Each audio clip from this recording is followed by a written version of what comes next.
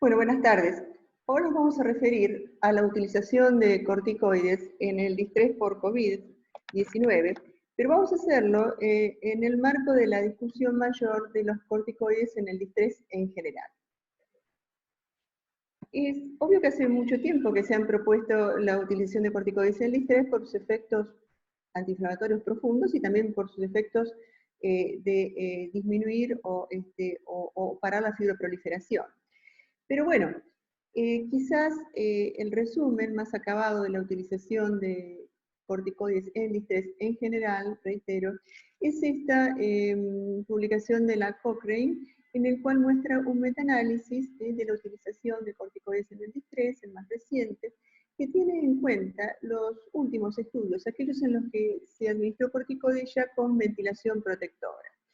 Entonces, como vemos acá en este metaanálisis, en el cual se analiza la mortalidad precoz de corticoides versus no corticoides, vemos acá que hay una clara tendencia, aunque no significativa, de los corticoides de disminuir la mortalidad precoz en el distrés. Cuando vemos el análisis sobre la duración de la ventilación mecánica, nuevamente, acá hay una tendencia a favor de los corticoides de disminuir los días de ventilación mecánica. Esa tendencia no es estadísticamente significativa, pero sí lo es cuando vemos este parámetro desde otro punto de vista, que es tomando como outcome los días libres de ventilador al día 28. Y aquí se ve claramente una acción de los corticoides que favorecen entonces la liberación del respirador mucho más precozmente. Ahora bien, un poco este panorama cambió con la publicación del estudio de Villar en febrero de este año en Lancet, en el cual, que fue un ensayo clínico, en el cual se incluyeron pacientes con distrés precoz, de moderado a grave, con PAF menor o igual de 200, PI mayor o igual de 10 y una FIO2 mayor o igual de 0,5, que persistían con estos parámetros 24 horas luego del diagnóstico de distrés respiratorio. Y ellos utilizaron dexametasona, y eso es original, nunca se había usado antes, y la utilizaron por sus efectos más prolongados, con una duración de administración más corta que los esquemas que se conocían hasta ese momento, 10 días. En total, los primeros 5 días 20 miligramos por día en una sola toma, los últimos 5 días 10 miligramos por día. ¿Y qué encontraron ellos? Bueno, encontraron grandes efectos de los corticoides, ¿no? A favor de los corticoides. Los días libres de ventilación mecánica, que fue su principal variable de outcome, tuvieron bien a favor del grupo de dexametasona, 12 días libres versus 7, fíjese, 5 días de diferencia a favor de los corticoides, y también la mortalidad a los 60 días en terapia intensiva, la mortalidad hospitalaria fue muy favorable a la administración de corticoides. Fíjese qué gran diferencia de 15% de puntos en la mortalidad a los 60 días. Sin embargo, este estudio tuvo algunas críticas importantes. Primero es que duró tanto tiempo, duró 6 años, que terminaron finalmente el board de monitoreo parando el estudio, porque, como ustedes saben, los ensayos clínicos no debieran durar más de 4 años. Por 4 años se considera que va cambiando el estándar of care. Este duró 6 y aún así no pudieron reclutar la cantidad de pacientes que tenían planeados, que eran 314. Entonces, finalmente, este estudio se analizó con el 88% de la muestra original planeada. También un problema fue que este estudio no fue ciego para los pacientes, bueno, es esperable muchas veces en terapia intensiva, pero los investigadores tampoco estaban ciegos a qué droga administraban. Y esto obviamente puede crear sesgos, sobre todo lo que se llama sesgos de cointervención. Los investigadores pueden estar más inclinados a tratar más intensamente a un grupo que otro. Esto de forma totalmente inconsciente, por supuesto. Y un tercer problema metodológico fue el tipo de aleatorización, que no fue centralizada, es decir, cada centro tenía un número de sobres que los iban abriendo según un orden, y esto en realidad no se considera la mejor forma de aleatorización. No es un fenómeno, no es un método que sea a prueba de trampas.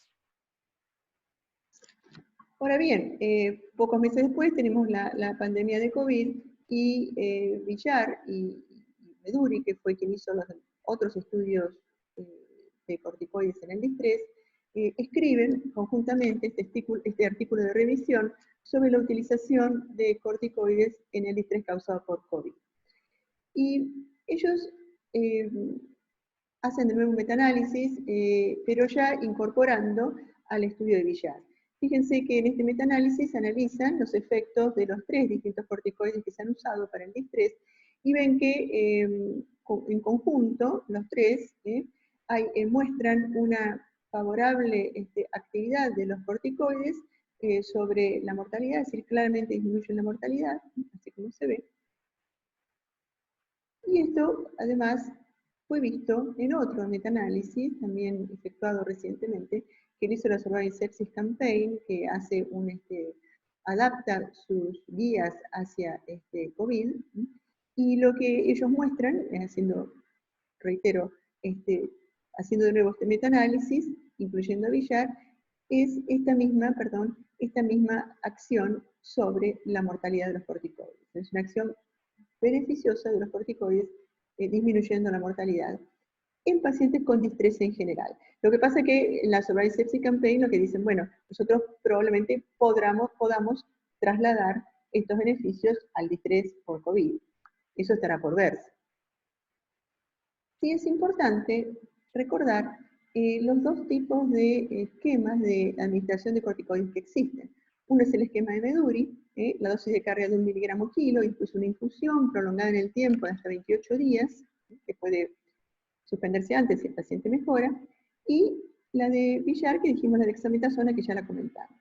Y esto es importante, ¿por qué? Porque estos son formas de dosificación que están publicadas, tratadas, que han demostrado un beneficio. Entonces, si uno va a utilizar corticoides, es conveniente manejarse dentro de estos esquemas de administración. Otro aspecto importante es la utilización de los corticoides en la neumonía. Ya no en el distrés, sino en la neumonía. Pero recordemos que la neumonía, como vimos en el estudio Lancet, es la causa más frecuente de distrés. Y el grupo de Meduri fue el que también propuso la utilización de corticoides en la neumonía, y en un único estudio demostraron que disminuían distintos parámetros de gravedad de la neumonía en estos pacientes cuando se utilizaban corticoides. Pero las guías del ATS del año pasado sugieren no utilizar rutinariamente a los corticoides en los pacientes con neumonía de la comunidad severa. Ellos dicen que es una recomendación condicional, la calidad de evidencia es moderada, pero la realidad es que los resultados de Confalonieri, que fue el que tuvo resultados positivos en neumonía, no fueron encontrados por otros estudios, salvo un estudio egipcio que tuvo alguna cuestión metodológica. Entonces, por ahora, en la neumonía no se recomienda. Ahora, estos efectos de los corticoides en general son trasladables a el distrés secundario de la neumonía viral. Es cierto que en el estudio Lancet, donde vimos que 60% de los distresos secundarios a la neumonía, no hicieron la diferenciación entre neumonía bacteriana y neumonía viral. Pero sabemos por esta reciente revisión de Arabi, por supuesto que habrá muchas más, y esto estamos hablando de pacientes con neumonía de la comunidad grave, es decir, que ingresan a terapia intensiva. En ellos, 26% aparentemente serían neumonías virales. Fíjense igual que diferencia entre los distintos trabajos. Y dentro de este 26% estarían los coronavirus, los coronavirus zoonóticos, como se llaman ahora. Entonces, ¿cuál sería el sustento para indicar corticoides en los pacientes con distrés y COVID-19? Hay un fundamento fisiopatológico, del cual se viene hablando mucho últimamente, que es el siguiente, es decir, que los pacientes que son expuestos, ¿no?, al virus SARS-CoV-2, primero pasan por una fase rápida de replicación viral con efectos citopáticos virales, y luego se monta la respuesta inmunológica del huésped, que es una respuesta disregulada, incrementada. Y fíjense esto, ¿no? De nuevo, el eco de la definición sepsis 3, ¿no? Que es sepsis es justamente una respuesta disregulada a la infección. Bueno, una respuesta, y este modelo habla de una respuesta aumentada, con una gran producción de citoquinas, una fase de hiperinflamación que ha sido llamada, bueno, tormenta de citoquinas, donde lo que se propugna en esta fase es utilizar corticoides, inmunosupresores o inmunomoduladores en esta fase tardía. En realidad, la descripción de tormenta de citoquinas en los coronavirus no fue descrita con el COVID, sino fue descrita en el 2017, un poco a propósito de las infecciones graves por el SARS coronavirus y por el MERS coronavirus. Y recordemos un poquito estos otros dos coronavirus. Este es el SARS coronavirus 2, el actual, pero los dos previos que tuvieron gran impacto fueron el coronavirus, el SARS coronavirus, el primero, ¿no? Que comenzó, como ustedes recuerdan, en China, la epidemia, y luego llegó hasta Estados Unidos y Canadá, y el MERS, que se quedó en Arabia Saudita o el Medio Oriente con algunas, de una forma endémica, pero con algunos brotes. Por suerte fue así, porque el MERS es el más mortal de todos. 30% de los pacientes con MERS, 80% de los pacientes con MERS requieren ventilación mecánica, mucho más que los pacientes con SARS de cualquiera de los dos tipos. Y fíjense la mortalidad del MERS, 40% versus un 10% para el SARS, y un 1.4, 2.1 de mortalidad total para el SARS-CoV-2, pero realmente todavía no lo sabemos esto, probablemente cambie después de la pandemia. Lo que sí tienen en común los tres virus es que tienen altísima mortalidad en aquellos pacientes que tienen comorbilidades. O sea que la tormenta entonces de citoquinas fue descrita entonces con los dos primeros coronavirus. ¿Y por qué habría tanto impacto del huésped por la acción de estos virus? Bueno, primero porque los coronavirus en general son virus de alta replicación, tienen efectos citopáticos directos, porque los coronavirus comunes, ¿no?, que causan el resfrío, se quedan en las vías respiratorias, pero los coronavirus que estamos hablando hoy, no solamente van a las vías respiratorias, sino que también van a las células epiteliales, alveolares, de los dos tipos, inducen apoptosis, gran inflamación y, por supuesto, aumento de la permeabilidad vascular. Además, estos virus tienen cierta capacidad para escaparse de los sistemas de inmunidad natural. Se provoca un retraso en la señal de interferón en esta situación, y por lo tanto también esto se podría sensibilizar a las células T para mayor apoptosis. Es decir, hay una disregulación, también una respuesta subóptima de las células T. Por lo tanto, la eliminación del virus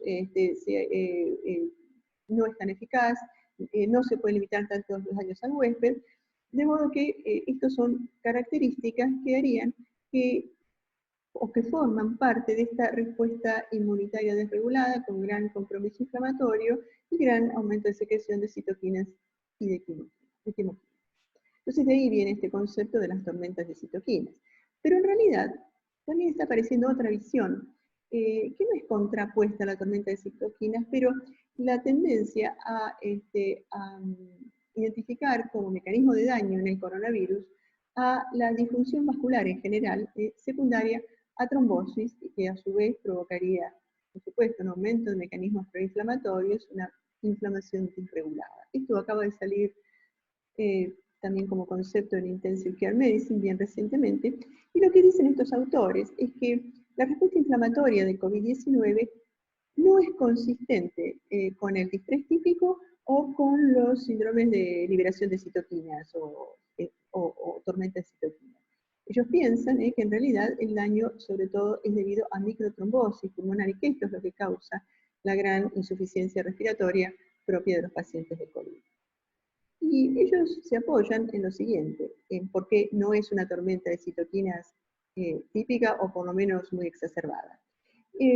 Tomando como ejemplo interleuquina 6, que es generalmente target, ¿no?, de cualquier tratamiento, porque la interleuquina 6 es justamente la que es la rectora de todos estos procesos preinflamatorios, y que tiene un valor normal de 7 picogramos por mililitros, aún en los estudios primeros de coronavirus en China, fíjense, el dosaje de interleuquina 6 no es tan alto, 25.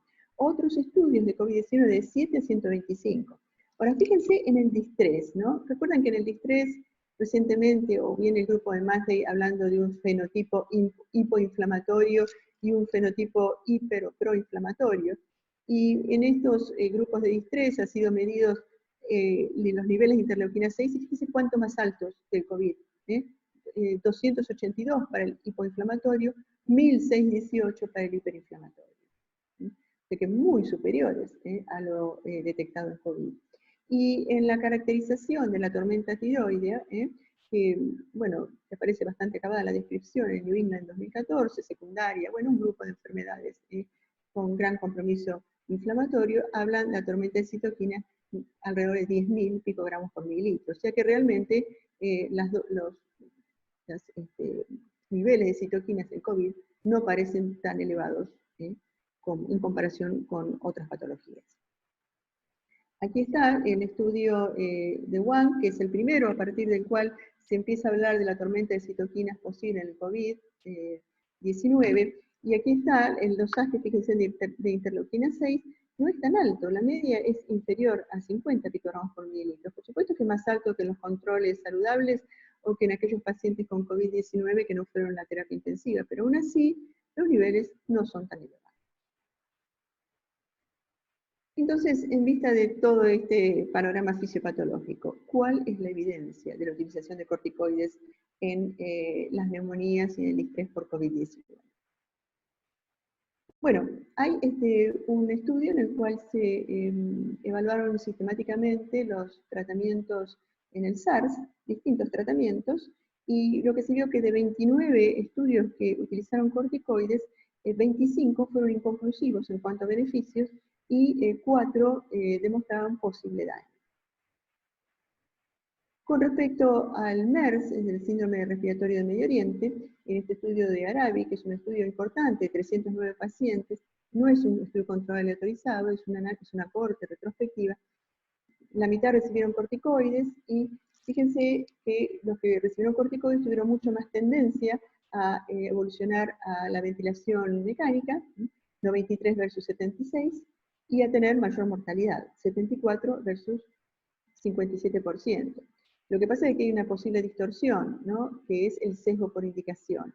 Es decir, se tiende a dar los tratamientos que se perciben como más eficaces a los pacientes más graves. Entonces, simplemente puede estar esto mostrando que los pacientes más graves reciben más tratamientos y nada más, y se mueren más independientemente del tratamiento que reciban.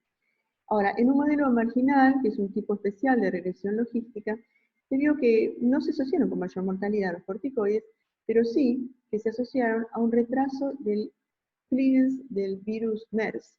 O sea que los pacientes persistían con el virus MERS mucho más tiempo cuando recibían corticoides que cuando no recibían. ¿Cuál es la evidencia con el SARS coronavirus 2? Bueno, son estudios chinos, fundamentalmente hasta ahora, por supuesto, ¿no? En el cual hay comparaciones, y el primero es el estudio de Wuhan, más de 1000 pacientes, no especifica la dosis ni qué corticoides utilizaron, pero sí que un 18% de los pacientes recibieron corticoides, y de estos, 52% de los no sobrevivientes versus 16 de los sobrevivientes. De nuevo, aquí puede haber sesgo por indicación. En el estudio de Su, 30% de los pacientes recibieron corticoides, fíjense, esto es un estudio más chico. En los no sobrevivientes también fue mucho más frecuente el uso de corticoides, 48% versus 23%, y esto sí fue significativo. Pero el estudio de Wu fue diferente. También un estudio más chico aún, aquí sí sabemos que se recibió metilprednisolona en prácticamente la mitad de los pacientes, y en realidad aquí fue diferente. Los sobrevivientes recibieron metilprednisolona de forma mucho más frecuente. Esta diferencia no llegó a ser significativa con este método. Y también salió recientemente el estudio de Du, en el cual todos eran no sobrevivientes, todos fallecieron, los 85, y en ellos, estos fallecidos, 100% habían recibido corticoides. Ahora, volviendo al estudio de Wu, que había sido ese estudio que mostraba números favorables, es decir, mayor utilización de corticoides en los que sobrevivieron. Fíjense, aquí está el valor de P que mostramos hoy, esta está como diferencia. Pero cuando analizaron la mortalidad por medio de curvas de Kaplan-Meier, lo que vieron sí fue una diferencia significativa. Fíjense, estos son los pacientes, esto es sobrevida, los pacientes que recibieron metilprednisolona tuvieron lo que se llama una experiencia de sobrevida diferente y más beneficiosa que los que no los recibieron. También hubo mucha polémica siempre con la utilización de los corticoides en otras neumonías virales, particularmente en la influenza. Y me parece que lo más reciente que hay es una revisión sistemática y metaanálisis que salió el año pasado sobre los corticoides y la mortalidad en pacientes con influenza. Y fueron, fíjense, 10 estudios con más de 6.500 pacientes. Y ellos tuvieron presente en un primer análisis todos los tipos de influenza, H1N1, H7N9 y también A, B y C. Y lo que encontraron en todos los trabajos fue claramente una mortalidad que estaba, digamos, que los pacientes que no recibieron corticoides tuvieron menor mortalidad, es decir, estaba a favor de la no utilización de corticoides, ¿no? Y fíjense, un claro favorecimiento del grupo control, y este es el risk ratio de la utilización de corticoides en pacientes con influenza. Fíjense que está claramente, muestra un aumento de la mortalidad con la intervención, ¿no? Y esto es muy, muy significativo. Y esto que se vio para todos tipos de influenza, también se vio para H1N1, y fíjense de nuevo, favoreciendo el control, mayor mortalidad, y esto es muy marcado, en los pacientes con H1N1 que recibieron corticoides. Sobre los días de ventilación mecánica, ¿se acuerdan que habíamos visto que los corticoides en el distrés general también disminuían los días de ventilación mecánica? Aquí no se vio esto en el distrés por influenza. Entonces, con este panorama, ¿cuáles son las recomendaciones de las guías y de los expertos? Hay algunos que están a favor, otros que están en contra, y otros que no pueden sugerir ni una ni otra cosa. Vamos a ver los que están a favor. Claramente, Villar y Meduri, que son los que vienen efectuando los estudios de corticoides en el distrés. Ellos dicen que la evidencia inconcluyente no debe ser una razón para abandonar los corticoides, y dicen también que hay 4 estudios en marcha, y seguramente eso nos van a dar respuestas. Pero entre tanto, ellos dicen que no hay justificación basada en la evidencia actual, ni es ético, de negar el uso de corticoides en la tormenta de citoquinas de los COVID-19. Los otros que hacen una recomendación es la Survival Sepsis Campaign, que como comentamos en otra diapositiva, ellos hacen una serie de recomendaciones específicas para COVID-19 basándose en la evidencia disponible hasta el momento, ¿no? de otras patologías. Entonces ellos dicen que en los pacientes ventilados mecánicamente por COVID-19 sin distrés, o sea, ventilados sin distrés, sugieren en contra de utilizar corticoides. En tanto que en los pacientes ventilados mecánicamente, pero con distrés, sugieren usar corticoides, sobre no usarlos, ¿no? Y es una recomendación que ellos dicen que es débil, que la calidad de la evidencia es baja, pero sugieren utilizar en estos pacientes más graves. ¿Quiénes son los que dicen que no? Bueno, en primer lugar, hay una revisión importante en el Lancet. Uno de los expertos es uno de los expertos de la Organización Mundial de la Salud, que a su vez recomienda no utilizar corticoides en el COVID, y dice no utilizarlos por estas cosas que venimos viendo, que en los otros coronavirus el uso de corticoides se asocia a una disminución del clearance del virus, a otras complicaciones propias de los corticoides, y en el caso de otra neumonía viral como la influenza, aumento de la mortalidad. Entonces, ellos sugieren no utilizar corticoides. Una revisión de expertos que aparece en JAMA la semana pasada, de Sanders, ellos dicen también que no debe utilizarse, es decir, la recomendación es en contra de su utilización por fuera de un estudio controlado y autorizado, ¿sí? Entonces, pueden utilizarse solamente en el marco de un estudio controlado autorizado, o si los pacientes tienen otra condición por los cuales reciben corticoides, por ejemplo, una EPOC. Otra revisión importante, que es la de FUA, recomienda que hasta que haya más datos, no utilizar corticoides. No se recomienda la utilización de corticoides en el estrés por COVID-19, como tampoco en otras neumonías virales. Y la INSA también hace una serie de recomendaciones bastante recientes, una también que identifica a los pacientes con neumonía. Ellos dicen no recomendar, es decir, están en contra del uso de corticoides, y en aquellos pacientes con distrés, con COVID y distrés, utilizar corticoides en el contexto de un ensayo clínico, en el contexto de eso, no rutinario. Y algunos que dicen ni sí ni no, por ejemplo, el NIH, que recientemente publica esta guía para los pacientes críticos con COVID, y dice que recomienda contra el uso rutinario de corticoides en los pacientes ventilados sin distrés. En tanto que los pacientes ventilados con distrés, termina diciendo que la evidencia es insuficiente. O sea que uno podría o no recomendarlo, de acuerdo a su juicio clínico.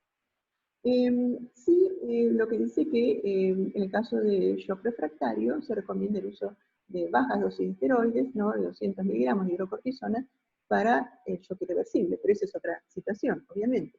Como también recomiendan que no deben suspenderse los corticoides en aquellos pacientes que los están recibiendo por otra condición, asma, EPOC, enfermedades reumatológicas. Incluso en esos pacientes debe evaluarse si necesitan una dosis adicional por el estrés.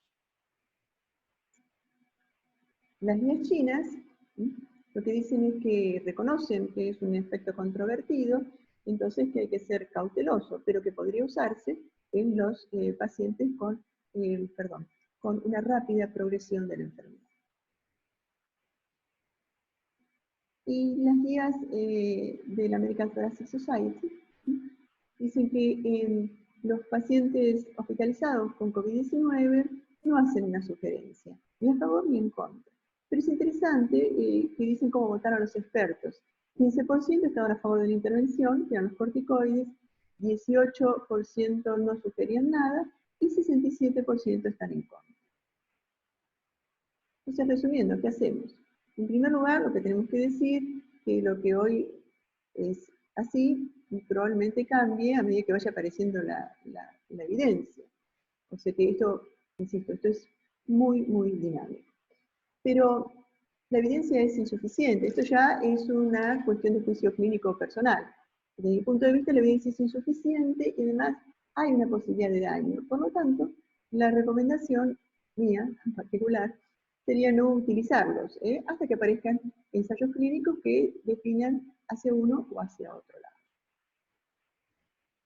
Pero, si usted determina, de acuerdo a su evaluación y a su juicio clínico, que es recomendable utilizar corticoides y lo hacen, sería interesante que tuvieran presente lo siguiente: utilizar corticoides siguiendo algunos de los esquemas preestablecidos, que han demostrado algo, que han demostrado una disminución de la mortalidad, el estrés general, o un aumento de los días libres de ventilación mecánica, pero estos son las dosis que se han utilizado. O la dosis de Meduri, que es más prolongada en el tiempo, una infusión que puede durar hasta 28 días, o la más corta de 10 días de billar. Pero hacer eso, y no lo que uno ve, a veces megadosis de corticoides, pulsear a los pacientes, inmunosuprimirlos directamente, o esquemas más cortos, más largos, de acuerdo al gusto de distintos hospitales o grupos de investigación. A mí me parece que si uno va a utilizar una terapéutica debe hacerlo de la forma en que se ha demostrado que puede tener un efecto, una forma que esté validada. Así que bueno, muchas gracias por la atención y bueno, y de nuevo suerte, ¿no?, ante lo que se nos avecina. Suerte y mucho cuidado. Hasta pronto.